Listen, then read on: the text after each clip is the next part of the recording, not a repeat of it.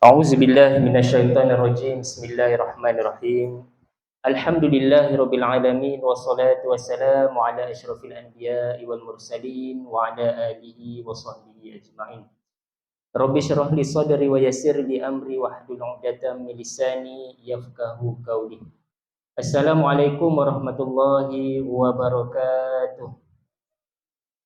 Alhamdulillah, apa khabar tuan-tuan, puan-puan, ibu ayah sekalian? Sini orang sebut kabari lah ya. Okey.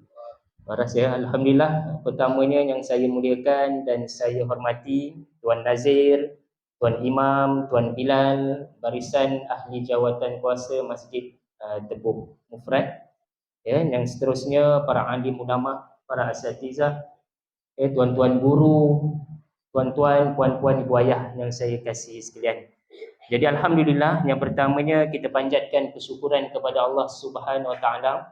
Pada pagi ini diberikan kekuatan, diberikan kesihatan, ya, diberikan lagi usia kepada kita, dan khususnya dapat kita bersama-sama berkumpul di masjid ini yang mana kita mendirikan solat fardu subuh secara berjemaah, dan alhamdulillah disempatkan pula dengan perkongsian ilmu, ya, yang sedikit sebanyak, yang sekadarnya semampu yang saya sampaikan. Jadi saya mengucapkan jutaan terima kasih juga kepada sahabat saya Tuan Imam, uh, Ustaz, ya, nama Ustaz Hakim, ya, di atas ruang dan peluang yang diberikan, yang mana untuk pada hari ini kita akan bawakan pengajian berkitab. Jadi bila pengajian berkitab ni dia lebih tersusun dan lebih terarah. Jadi tidaklah kita kata pergi kepada cabang-cabang yang lain. Jadi sebagai mukadimahnya, saya kenalkan diri dulu, takut nanti tak kenal. Siapalah pula lelaki ni tiba-tiba datang ke depan, naik pula ke depan, terus pula duduk dekat depan ni. Sedikitlah pengenalan diri, sekurang-kurangnya kenallah kita. Nama yang diberi adalah Muhammad Dini Nazmi bin Sabri, ya, berasal daripada Parit Sebelah Timur, Sungai Besar, Selangor. Iaitu dekat Parit 11 lah, ikut Parit 6 tu tadi, straight je lah ke sini. Ya, sudah pun berkeluarga, mempunyai 3 orang anak, isteri orang Sungai Tiang Tengah, Bagan Datuk, Perak. Jadi orang Johor dah tu, memang jauh betul. Ya, itu sedikitlah ya. Kemudian berkhidmat, bekerjanya adalah di Universiti Politeknik Malaysia. Saya kira kalau bulan lepas mungkin kalau siapa yang mengikuti ceramah perdana dengan Dr. Erfino, yang itu adalah rakan sejawat lah. Beliau juga pensyarah pengajian Islam di situ, dan saya juga pensyarah pengajian Islam di situ juga. Telah berkhidmat selama 13 tahun, masuk tahun yang ke-13 lah di situ. Jadi jauhnya nak datang sini. Tapi sebab hujung minggu, memang kalau ikutkan Sabtu Ahad tu memang saya akan balik. Saya memang PJJ jarak jauh lah, kita akan panggil keluarganya tu, isterinya di Bagan Datuk. Jadi Jumaat petang berangkat daripada Kuala Lumpur, Isnin subuh balik pula ke Kuala Lumpur. Begitulah rutinnya harian secara mingguan dia tadi. Jadi alhamdulillah, ya, mungkin muda lagi, sihat lagi lah, ya, ataupun untuk bergerak ke sana kemari. Jadi alhamdulillah, sebagai mukadimahnya, insyaAllah sekadar masa yang ada diperuntukkan ni, kita tengok sama-sama, iaitu pengajian berkitab yang kita nak bawa pada hari ini, iaitu kitabnya bernama Hidayatus Salikin fi Suluki Maslakil Muttaqin. Panjang namanya, ya, yang mana membawa maksud petunjuk jalan bagi orang yang takut kepada Allah Ta'ala. Jadi Hidayatus Salikin ni satu jalan, petunjuk hidayah, nak bawa kita ni supaya menjadi orang yang takut kepada Allah. Yang mana kitab ini dikarang oleh seorang tokoh yang saya kira kalau tuan-tuan, puan-puan, ibu ayah, ya, mesti pernah kenal lah namanya. Kalau tidak pun insyaAllah hari ini kita kenal. Namanya adalah Syekh Abdul Samad Al-Falimbani, satu tokoh ulama Nusantara yang sangat ulung, yang kita katakan sangat hebat perjuangannya ketika riwayat hidup tu tadi. Jadi insyaAllah pada permulaan kitab ini kita masuk dulu pengenalan kepada penulis kitab. Sebab tak kenal maka tak cinta. Takkanlah kita nak belajar tapi tak kenal siapa yang mengarang kitab. Jadi sayang dan ruginya kalau kita baca buku tapi tak tahu siapa penulis. Jadi kena kenal dulu dengan lebih dekat siapakah penulis kitab ni tadi. Jadi kitab ini dia berkait tentang ilmu tasawuf. Bila sebut tasawuf, dalam gambaran masyarakat awam kita, kadang-kadang dia fikir tasawuf dia adalah satu perkara yang mengasingkan dia. Seolah-olah orang yang terlibat dengan ilmu tasawuf ni adalah orang yang berpakaiannya mesti dalam keadaan yang lusuh, berkeadaan yang miskin, mesti kena dalam keadaan yang serba kekurangan. Ya, kita faham. Ya, orang yang mempelajari ilmu tasawuf ni, dia nak mendekatkan diri dengan Allah, maka dia meninggalkan hal urusan dunia. Tapi bukanlah bermaksud tinggalkan terus 100%. Langsung tak nak bekerja, langsung tak nak cari makan, seluruh kehidupannya diserahkan kepada isteri. Salah. Yang itu kita kena perbetulkan. Ya.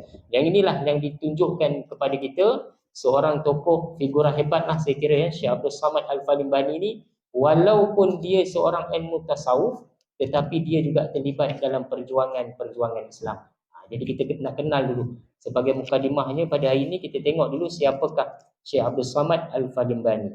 Jadi kitab yang kita guna pakai ini adalah satu kitab yang telah pun dikemas kini oleh seorang ulama juga, yang tak kurang hebat, cuma dia barulah lagi, iaitu Syekh Ahmad Fahmi bin Zamzam. Yang ini ulama tersohor juga, di bumi Kalimantan, Banjarmasin sana. Baik, kita tengok sama-sama siapakah Syekh Abdul Samad Al-Falimbani. Syekh Abdul Samad Al-Falimbani terkenal dengan seorang ulama sufi yang agung di Nusantara. Bila sebut Nusantara, masa tu, zaman tu tak ada lagi sempadan negara. Masa tu tak ada lagi Malaysia, Singapura, Thailand, Brunei. Bila sebut dia Nusantara, dia adalah wilayah Kesultanan Melayu yang luas. Bermula daripada kerajaan Majapahit turun kepada Sriwijaya dan diakhiri dengan kerajaan Melayu Melaka. Dan lepas pada itu, jatuhnya kerajaan Melayu Melaka, maka dipecahkan kita oleh penjajah-penjajah British dan juga penjajah Belanda, dan juga tak kurang hebatnya jugalah, iaitu masyarakat daripada orang kata Raja-Raja Siam tadi. Itu antara 3 kuasa besar Nusantara pada masa itu selepas kejatuhan kerajaan Melaka. Jadi Syekh Abdul Samad Al-Falimbani ini, dikatakan dia bukan sahaja ulama sufi, tetapi dia adalah seorang mujahid. Bila sebut perkataan mujahid, maksud kata di sini anti penjajah, pejuang lah kita panggil, yang mana dikata apa? Penjajah yang menunjukkan kesungguhannya yang luar biasa dalam berjuang membela agama dan kesejahteraan tanah air. Maklumlah pada masa itu, kalau kita tengok di negara Indonesia adalah di bawah kerajaan Belanda. Kalau kita di Semenanjung ni bawah British. Bayangkan pada masa itu banyak dakyah-dakyah, ideologi, pemikiran-pemikiran barat yang dibawa oleh penjajah, sehingga memisahkan urusan agama yang sepatutnya dalam takbir urus agama, mereka pisahkan. Dia orang nak jadikan urusan agama itu hanya semata-mata untuk ritual ibadat. Datang masjid, solat, puasa, zakat, haji, itu je. Tapi dalam urusan mentadbir negara, ekonomi dan sebagainya, kena ikut yang barat. Itu yang dibawa oleh penjajah. Jadi para sejarawan tidak dapat memberikan satu kata putus mengenai riwayat hidup dan tarikh kelahiran Syekh kita ni, Syekh Abdul Samad Al-Falimbani. Dalam riwayat banyak. Ada yang kata lahir pada tahun 1730 lebih kurang begitu. Ada yang kata dilahirkan lewat sikit. Jadi sejarah banyak membuat kajian-kajian. Jadi yang tepatnya tak ada, tapi kita faham kelahirannya itu ada. Kemudian dikata apa lagi di sini? Melalui bahan-bahan yang dikumpul oleh para sejarawan, dikatakan di sini iaitu Syekh Abdul Samad Al-Falimbani ini dilahirkan di bumi Palembang. Bila sebut saja perkataan Palembang, tuan-tuan dan puan-puan, yang kita faham adalah di Sumatera, Indonesia. Itu wilayah kelahiran Syekh Abdul Samad Al-Falimbani. Sebab itu namanya yang di hujung ada Al-Falimbani, menunjukkan kepada tempat kelahiran ulama itu tadi. Kalau kita ni kat Tebuk Mufrad, mungkin kita panggil tuan ustaz ni, Ustaz Hakim Darno Al-Jawi, ataupun orang Jawa lah. Kalau biasa kalau orang Banjar, dia letak hujungnya tu tadi Al-Banjari.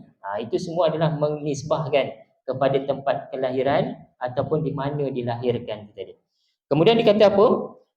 Disebutkan dekat sini, sepanjang riwayat dia tadi, hidup Syekh Abdul Samad Al-Falimbani ni tadi, beliau juga hidup sezaman dengan 4 lagi tokoh ulama besar. Saya kira tuan-tuan dan puan-puan biasa dengan nama ni. Iaitu antaranya adalah Syekh Muhammad Arsyad Al-Banjari, seorang tokoh ulama di Kalimantan, Indonesia. Kemudian siapa lagi? Syekh Abdul Wahab Bugis. Ini mungkin jarang-jarang dengar, tapi dia ada seorang ulama juga, daripada keturunan Bugis. Bila sebut Bugis, dekat mana tempatnya? Kalau tengok dalam peta tu, dia ada macam lima cabang tu, Sulawesi. Itu adalah tempat masyarakat orang-orang Bugis, terkenal dengan kerabat-kerabat raja, ataupun kita panggil raja-raja banyaklah. Kata keluar daripada situ menjadi raja-raja di wilayah-wilayah negara Nusantara ni. Kemudian seorang lagi iaitu Syekh Abdul Rahman Misri, yang ini daripada Betawi, pun seorang ulama juga. Betawi nama lama, nama sekarang apa agak-agak? Betawi ni Jakarta. Jakarta tu nama yang sekarang lah. Nama lamanya adalah Betawi. Dan seorang lagi tokoh ulama yang cukup hebat iaitu Syekh Daud Al-Fatani. Jadi 5, kita panggil 5 sekawan ni lah yang hidup sezaman dengan Syekh Abdul Samad Al-Falimbani. Jadi inilah 5 tokoh yang saya kira melahirkan cendekiawan-cendekiawan Islam, melahirkan kitab-kitab rujukan yang digunakan oleh masyarakat kita pada masa itu, khususnya di pengajian-pengajian pondok. Kalau dekat pondok-pondok banyaklah kitab-kitab yang dijadikan rujukan daripada 5 tokoh ulama yang hebat. Kemudian dikatakan di sini, dari kecil lagi Syekh Abdul Samad Al-Falimbani ini dihantar oleh orang tuanya mengikut pengajian. Dimulakan daripada Palembang, ayah dihantar pula ke Patani tadi. Sebab antara tempat, dulu dia tak ada sekolah macam kita. Kita ada sekolah rendah kebangsaan, sekolah menengah. Dulu orang-orang tahun 1800 dan di awal 1900 nak belajar agama, biasanya akan dihantar anak-anak ke pengajian pondok. Kan dekat sini rasanya tebuk mufrad di pondok tu Ustaz. Rasa tahfiz sajalah kan. Tapi kalau di belah-belah yang banyak pondok ni, biasanya di belah-belah utara dan juga pantai timur. Khususnya di negeri Kedah, Perlis dan juga Kelantan dan Terengganu, dan kemudian dibawa sampai ke selatan Thai. Situ memang banyak pengajian pondok. Jadi nak bagi tahu kat sini, Syekh Abdul Samad Al-Falimbani ni daripada kecil dihantar oleh ayahnya belajar mengaji di pondok-pondok di pantai timur dan juga di bahagian utara tanah air kita. Kemudian bila dah dewasa dihantar pula ke Mekah.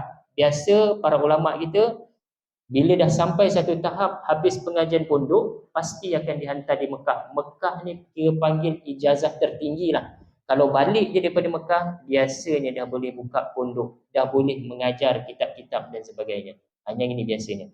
Dan kemudian dikata apa? Selama berada di tanah Arab, banyaklah dengan tuan-tuan guru, para masyayikh, guru-guru, tuan-tuan guru yang hebat-hebat di Mekah sana, yang dituntut akan ilmu oleh Syekh Abdul Samad Al-Falimbani ni tadi.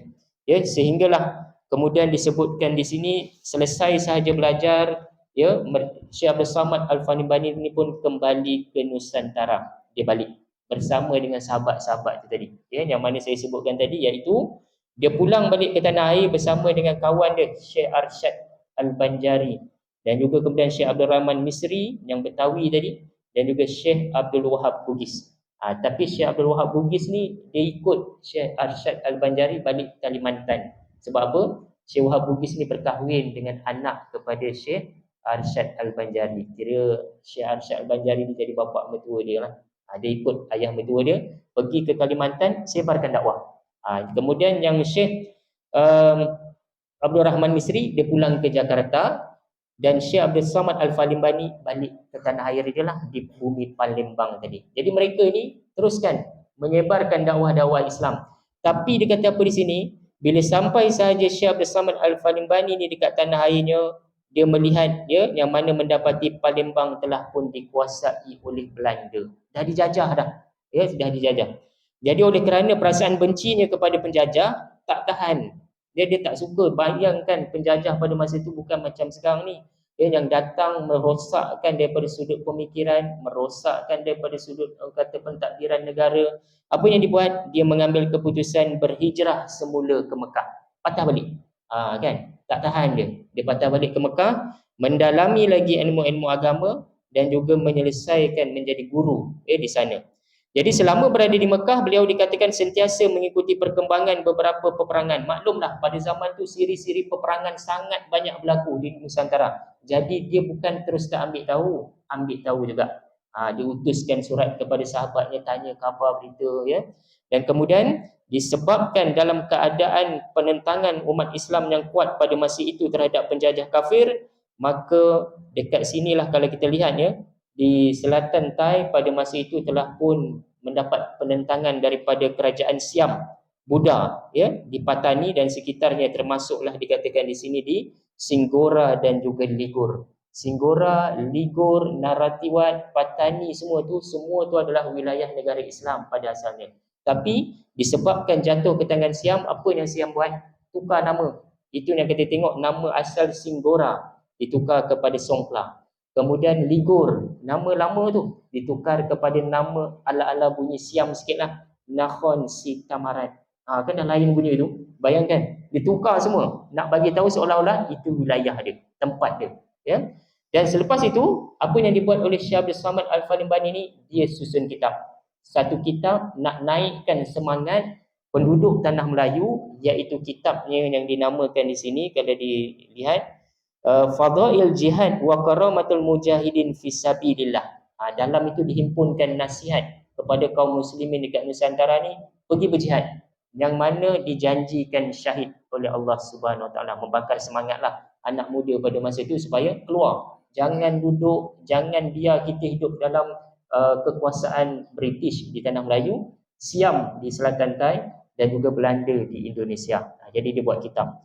Maka beliau membulatkan tekadnya untuk membantu umat Islam di Patani. Jadi dia kata tak boleh nak buat apa macam ni kan, takkan nak duduk diam. Dia bertekad patah balik, datang pula ke Patani. Dia turun. Bila sampai di Patani, tujuan dia apa? Nak bantu kawan dia tadi, seorang ulama yang cukup hebat juga, namanya adalah Syekh Daud bin Abdullah Fatani ataupun Syekh Daud Al-Fatani, seorang pengarang kitab, seorang tokoh ulama yang hebat dekat selatan Thai itu tadi. Jadi apa yang dibuat? Maka akhirnya Syekh Abdul Samad Al-Falimbani ni pun pergilah ke Patani. Tapi bila dia sampai, agak lewat, lambat sikit je. Sebab pada masa itu pasukan pertahanan Patani telah hampir kalah berhadapan dengan kafir ni lah, Siam Buddha ni, yang mana akhirnya Syekh Daud Al-Fatani dengan badan tentera daripada Islam Patani mengundurkan diri ke Pulau Duyung, Terengganu. Syekh Abdul Samad sampai je, orang dah tak ada. Dan Syekh Daud Al-Fatani ini dengan para pengikutnya dah patah balik ke Pulau Duyung, Terengganu. Sebab apa?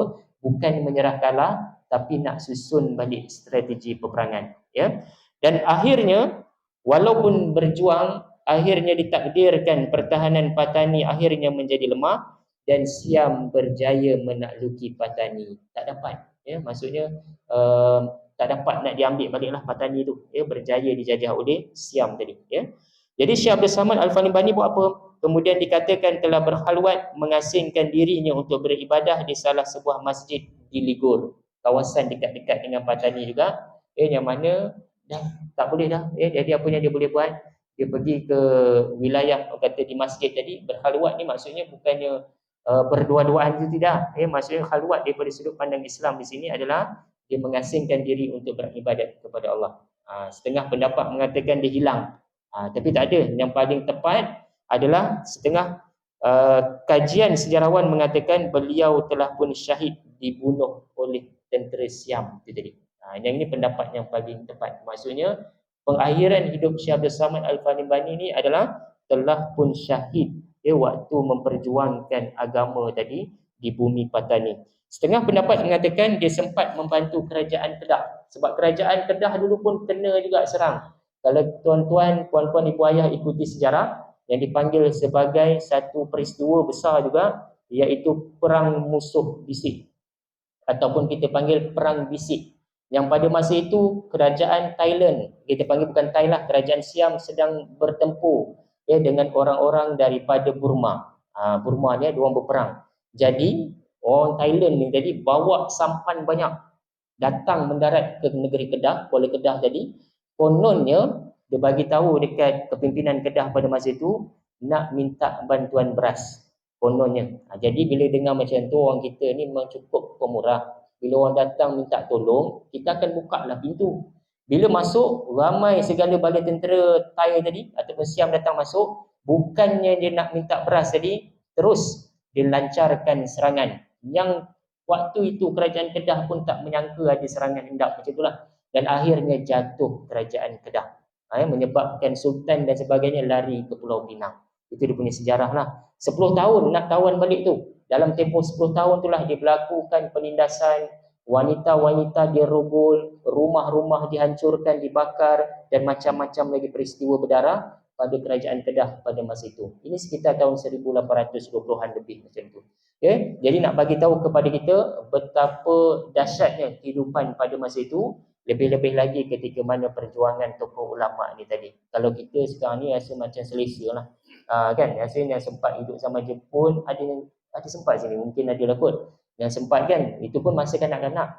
Kan kita tak merasa lagi bagaimana perjuangan menegakkan agama pada waktu kesusahan tersebut. Jadi nak bagi tahu, Syekh Abdul Samad Al-Falimbani dalam satu riwayat yang lain juga mengatakan dia mati dibunuh ni oleh pejuang-pejuang Siam ni, matinya dahsyat juga tuan-tuan dan puan-puan ya, yang mana dibunuh dalam keadaan dipancung, jasadnya dia yang dapat ditanam, kepalanya dibawa ke Bangkok, menunjukkan kepada kerajaan Raja Siam, berjaya kita menumpaskan seorang ulama yang berjaya meningkatkan orang kata semangat penduduk pada masa itu. Kan kepalanya dibawa ke Bangkok. Ini sejarah. Ya, nak bagi tahu betapa dahsyat sampai begitu sekali. Ya. Dan akhirnya apa yang berlaku, itulah dalam rentetan sejarah kita pun menunjukkan akhirnya perjanjian-perjanjian pun dibuat. Pada tahun 1909 kita kehilangan 4 negeri wilayah Islam sana. Kita dapat 4, iaitu diserahkan kepada British 4 je. Kelantan, Terengganu, Kedah dan juga Perlis. Itu kita dapat. 4 lagi yang mana Patani, Yala, Songkla, Naratiwat dapat kepada kerajaan Siam. Walhal itu adalah negeri-negeri kita, negeri umat Islam Melayu, dipisahkan disebabkan oleh kuasa penjajah tadi. Tapi alhamdulillah lah, paling tidak pun dapat juga kita 4. Bayangkan 4 negeri ni pun dia tak bagi. Dah, siapa yang Kelantan, Terengganu, Perlis, Kedah ni alamat menjadi rakyat Thailand lah. Ini kisah sejarah lah ya kalau kita buka. Ya, jadi itulah ya, nak bagi tahu, kita kenal dulu siapakah pengarang kitab. Jadi alhamdulillah kita dah dapat kenal Syekh Abdul Samad Al-Falimbani, seorang tokoh yang hebat, dan kitab yang kita nak kaji, yang kita nak jadikan sebagai pengajian ni pun inilah kitab yang sempat dikarang, iaitu kitab kedua terbesar dia yang dipanggil sebagai Hidayatus Salikin. Nak bawa kita satu jalan, tunjuk jalan yang mana yang boleh membawa kita kepada takut kepada Allah itu tadi. Baik, jadi dalam kitab ini saya terangkan dulu sikit ya, seberingkaslah. Yang mana kitab ini nanti tuan-tuan, puan-puan, ibu ayah sekalian, dia mengesahkan tentang pertama ilmu akidah, kemudian ilmu fiqh ada diselitkan. Dia bermula daripada awal kita bangun, cantik susunan dia.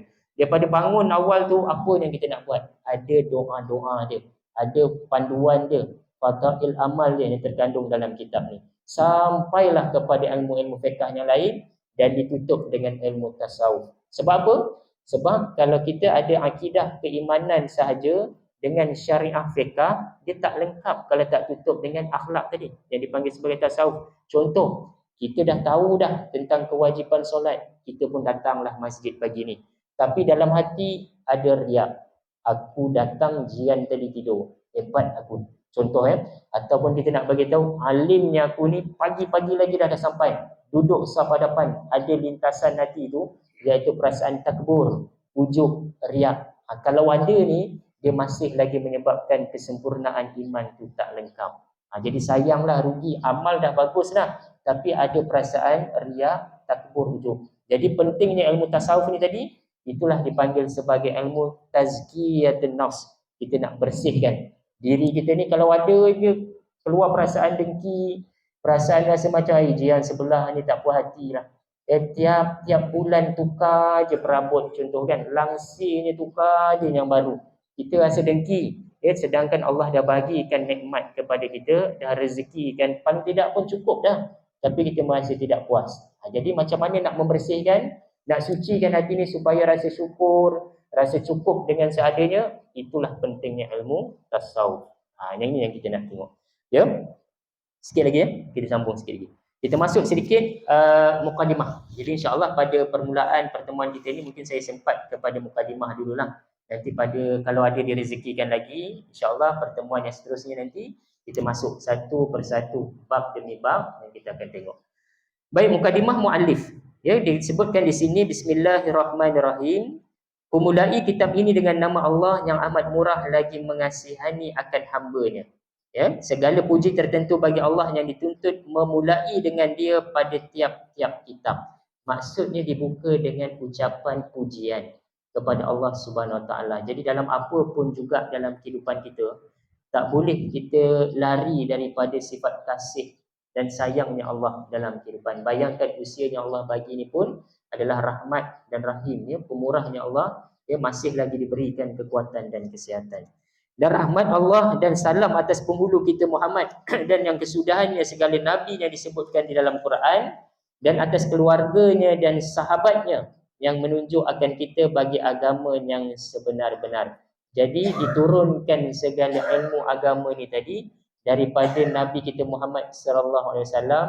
Nabi kita sampaikan pula kepada para sahabat. Sahabat ni apa? Sahabat ni kita kena faham definisi maksud dia lah.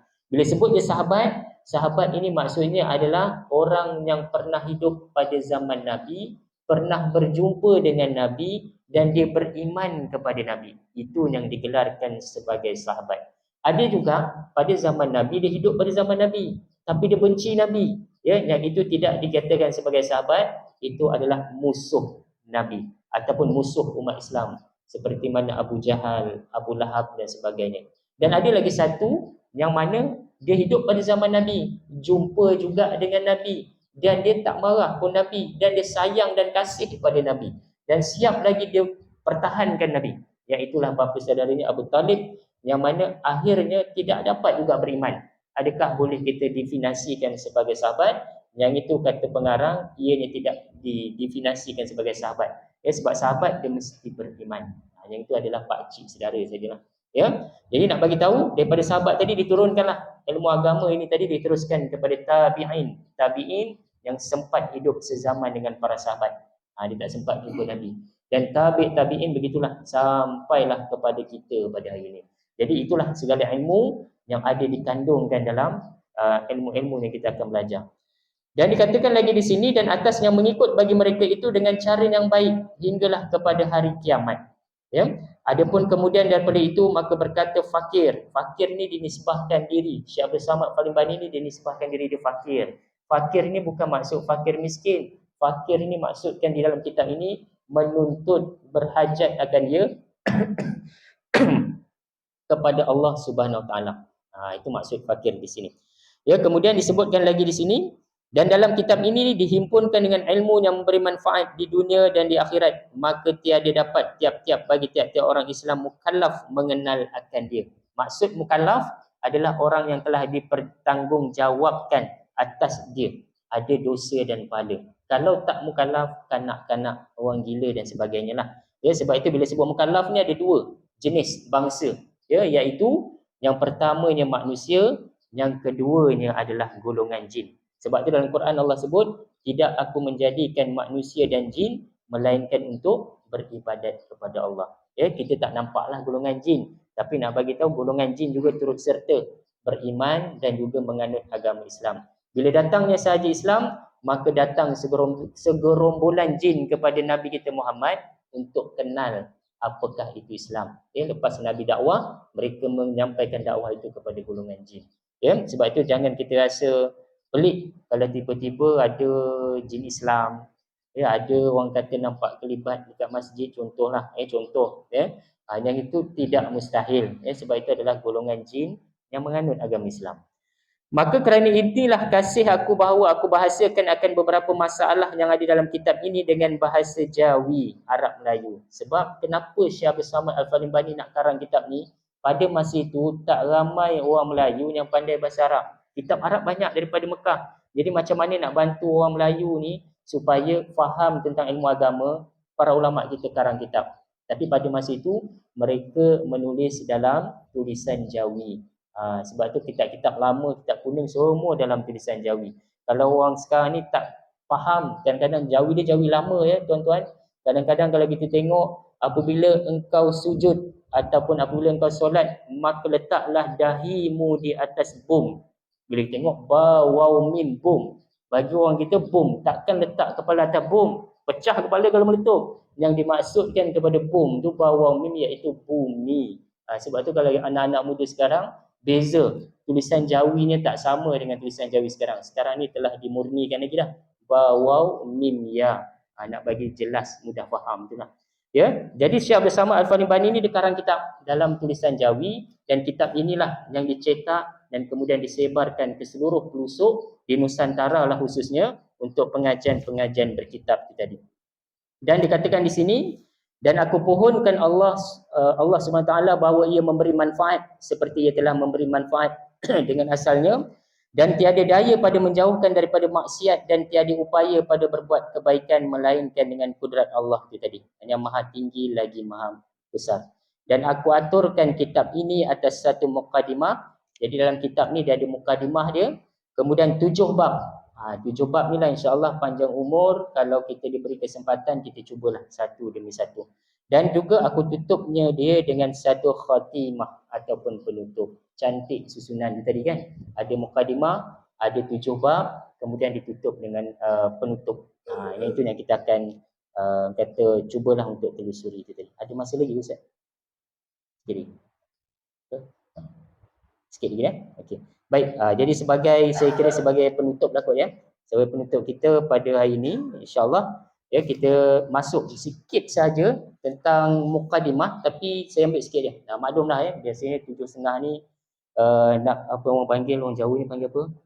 Orang kata medang ke apa? Okey, nak makan sarapan lah kan. Contohnya. Ya, kita faham. Okey. Jadi saya masuk sikit. Dan dikatakan dekat sini, Imam Syekh Abdul Samad Al-Fanibani ni, dia membuka mukadimah ni, dia terangkan dulu apa dia ilmu yang memberi manfaat dan apa diakah ilmu yang tidak memberi manfaat. Cuma yang itu saya sentuh yang itu dulu. Yang disebutkan di sini iaitu pada tiap-tiap ilmu yang memberi manfaat itu satu, iaitu dengan ilmu tersebut menambahkan lagi takut kita kepada Allah. Sebab masyarakat kita kadang-kadang bila sebut ilmu bermanfaat ni mesti kena ada sijil. Mesti kena ada sijil baru dikirakan sebagai manfaat. Walhal kadang-kadang ada orang yang ada sijil ijazah master PhD contoh, ya, bukan menakutkan diri dia kepada Allah tapi lagi menjauhkan. Banyak ya, kadang-kadang menjadikan diri dia riak, takbur, sombong, lagi jauh. Yang itu dikategorikan sebagai tidak memberi manfaat. Walaupun dia belajar tadi ilmu tu ilmu, tapi disebabkan menjauhkan akan dia dengan Allah Subhanahu Wa Taala tadi, menyebabkan ilmu itu tidak menjadi manfaat. Jadi itu yang diterangkan di peringkat mukadimah oleh Syekh Abdul Samad Al-Fanibani. Jadi kita kena tengok apa juga yang kita belajar, walaupun kadang-kadang tak ada sijil pun, ya, tapi kalau dia memberi manfaat, menambah lagi takut kita kepada Allah, itulah yang diiktiraf sebagai ilmu yang boleh dikategorikan sebagai manfaat. Kadang-kadang kita belajar juga ilmu, kita kata saya ni belajar ilmu bagaimana nak menundukkan suami. Nampak macam manfaat kan, sebab suami boleh jadi tunduk pada kita. Tapi daripada sisi agama tidak, sebab itu bercanggah dengan Islam. Lagilah kalau disusuli dengan ilmu-ilmu yang syirik, contohnya seperti ilmu sihir. Sebab sekarang ni pun masih ada lagi di kalangan masyarakat kita yang mengamalkan ilmu sihir. Ya, contoh kalau orang nak tundukkan suami ni, biasa kita dengar nasi kangkang. Yang mana kalau nak buatnya bukan susah pun tuan-tuan ya. Dia tak perlu pun berguru. Yang mana pergi je ambil tahu sikit ilmu. Yang mana nasi kangkang ni sangat mudah. Zaman sekarang lagi senang. Sebab dia ada rice cooker, tempat masak tu kan. Zaman dulu guna kayu api, silap kangkang lain jadinya. Contoh ya. Tapi zaman sekarang guna rice cooker je. Yang mana bila mana nasi itu dah membuih, ataupun kita panggil dah nak ngam-ngam masak tu tadi, dia akan naik lah kan. Waktu tadi biasanya itulah waktu yang paling afdal, bahasa mudahlah ataupun bahasa yang sesuainya untuk diletakkan ataupun dikangkang itu tadi, maka waktu nanti akan naik ke bahagian kemaluan wanita tadi, dan setiap titisan peluh daripada tempat kotor tadi akan masuk ke dalam nasi, dan nasi itulah yang biasanya akan disajikan kepada suami dan menyebabkan kesan dia, menyebabkan suami tu nanti akan jadi tunduk. Dia akan jadi bodoh. Bodoh dekat sini maksudnya dia kat luar dia seorang yang orang kata bekerjaya, tapi bila balik rumah dia jadi bodoh. Bodoh di sini maksudnya apa? Iaitu menjadi sangat menurut apa juga kata isterinya. Ya, yang ini antara salah satu ilmu juga, tapi ilmu yang tidak bermanfaat. Sebab tu kita kena bezakan. Yang disebutkan dalam kitab ni, ilmu yang bermanfaat adalah ilmu yang boleh mendekatkan diri kita kepada Allah. Tapi kalau menjauhkan diri kita, itu tidak diantaraf sebagai ilmu yang bermanfaat. Ya, jadi insya-Allah saya kira sekadar ini dulu untuk hari ini. Yang mana insya-Allah pada pertemuan yang akan datanglah nanti insya-Allah kalau diberi ruang dan peluang, Ustaz Hakim mungkin boleh susunkan pada masa yang sesuai, ya. Kita akan sambung kepada sambungan mukadimah lagi, iaitu berkait tentang menyatakan kelebihan ilmu yang memberi manfaat dan orang yang menuntut ilmu, apa kelebihan dia. Yang ini sebagai mukadimah nanti. Ya, jadi sekadarnya yang dapat saya kongsikan kepada tuan-tuan, puan-puan, ibu ayah, ya, yang saya kasih sekalian. InsyaAllah kita tangguhkan dulu pengajian kita dengan saya sudahi dengan wabillahi taufiq wal hidayah. Wassalamualaikum warahmatullahi wabarakatuh. A'udzubillahi minasyaitonirrajim. Bismillahirrahmanirrahim. Alhamdulillahirabbil alamin wassalatu wassalamu ala asyrafil anbiya'i wal mursalin wa ala alihi washabbihi ajmain. Rabbana zalamna anfusana wa illam taghfir lana wa tarhamna lanakunanna minal khasirin. Rabbana 'alaika wa tawakkalna wa ilaika anabna wa ilaikal masir. Wa sallallahu ala sayyidina Muhammad wa ala alihi wa sahbihi wa baraka wa salam walhamdulillahi rabbil alamin. Takabbalallah.